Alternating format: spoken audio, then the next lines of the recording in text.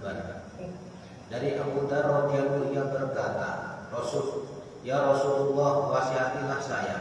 Beliau bersabda, bertakwalah kepada Allah, sesungguhnya takwa adalah pangkal dari semua urusan. Saya berkata, Ya Rasulullah, tambahkan lagi nasihat untuk saya. Beliau bersabda, bacalah Al-Quran, karena ia adalah nur bagimu di bumi dan simpanan bagimu di langit. Baiklah, sesungguhnya takwa adalah akar segala urusan. Hati yang terdapat rasa takut kepada Allah tidak akan pernah bermaksiat kepadanya, dan tidak akan ada kesusahan yang menimpanya. Firman Allah Ta'ala, wa man yattaqillaha yaj'al lahu makhraja warzuqhu min haitsu la yahtasib. Barang siapa bertakwa kepada Allah, maka akan dijadikan baginya jalan keluar dari segala kesusahan dan diberi rezeki dari jalan yang tidak disangka-sangka. Quran surat At-Talaq ayat 2-3. Kita sudah mengetahui tentang nur tilawah Al-Quran dari riwayat terdahulu. Di dalam syarah Ihya dari Ma'rifah Abu Nu'aim Basit radhiyallahu meriwayatkan bahwa Nabi sallallahu alaihi wasallam bersabda, rumah-rumah yang di dalamnya terdapat tilawah Al-Quran akan terlihat bersinar bagi para ahli langit, sebagaimana bintang-bintang terlihat bersinar bagi ahli bumi. Hadis ini telah diringkas dari kitab At-Targhib dan yang lain sebagai ringkasan dari sebuah hadis panjang yang diriwayatkan oleh Ibnu Hibban dan yang lain.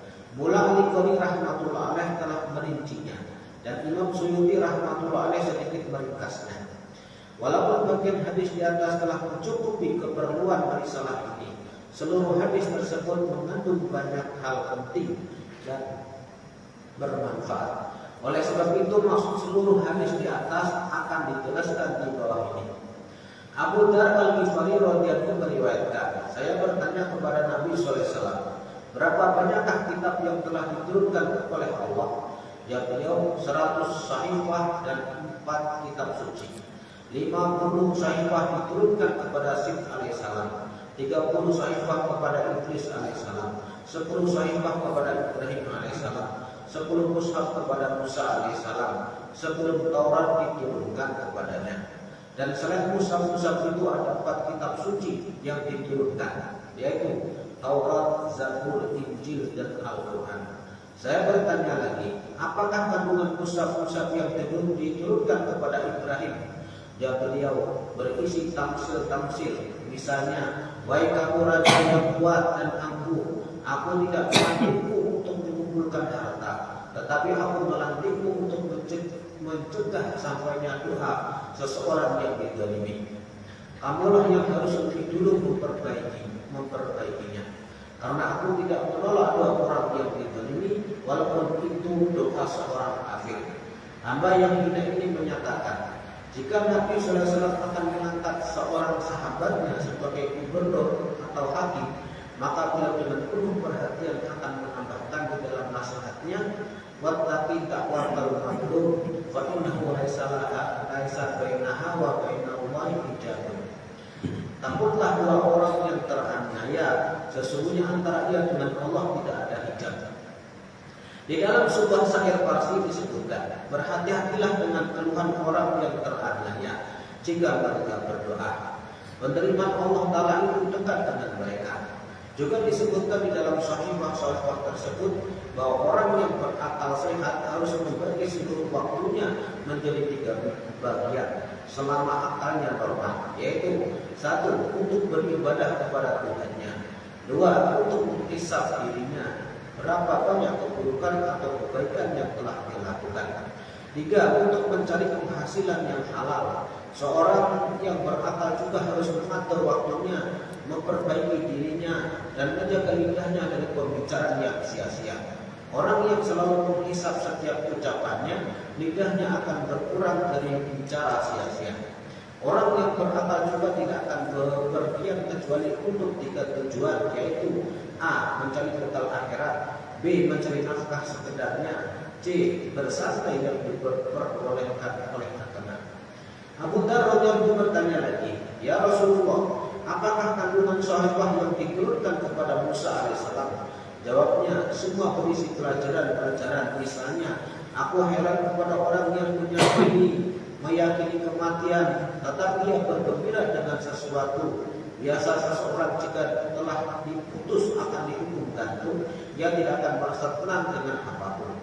Aku heran kepada orang yang meyakini kematiannya, tetapi ia tetap tertawa. Aku heran kepada orang yang selalu memperhatikan kejadian, perubahan-perubahan dan gejolak dunia, tetapi ia masih merasa tenang dengannya. Aku heran kepada orang yang meyakini takdir, tetapi yang masih berduka cita dan bersedih hati. Aku heran kepada orang yang meyakini kisah itu dekat, tetapi dia tidak beramal soleh.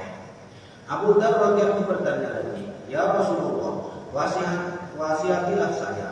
Pertama-tama Rasulullah SAW mewasiatkan takwa kepada saya. Lalu beliau bersabda, takwa adalah dasar dan akar segala masalah. Saya berkata, ya Rasulullah, tambahkan lagi. Sabda beliau, berbanyaklah membaca Al-Quran dan mengingat Allah, karena itu adalah nur di dunia dan simpanan di langit.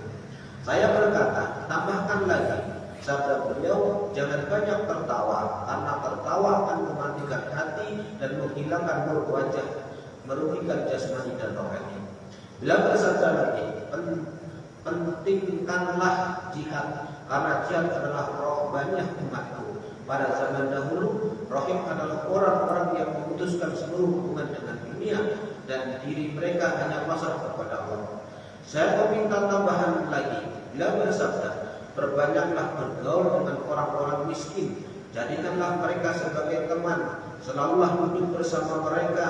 Saya minta tambah lagi. Beliau bersabda, lihatlah selalu orang-orang di bawahmu agar kamu bersyukur, dan jangan lihat yang di atasmu sehingga kamu akan meremehkan nikmat Allah.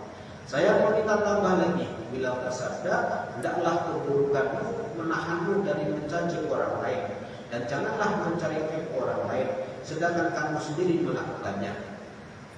Cukuplah sebagai bahan untuk mencela dirimu bahwa kamu melihat aib orang lain, sedangkan aib itu ada pada dirimu, tetapi kamu tidak menyadarinya.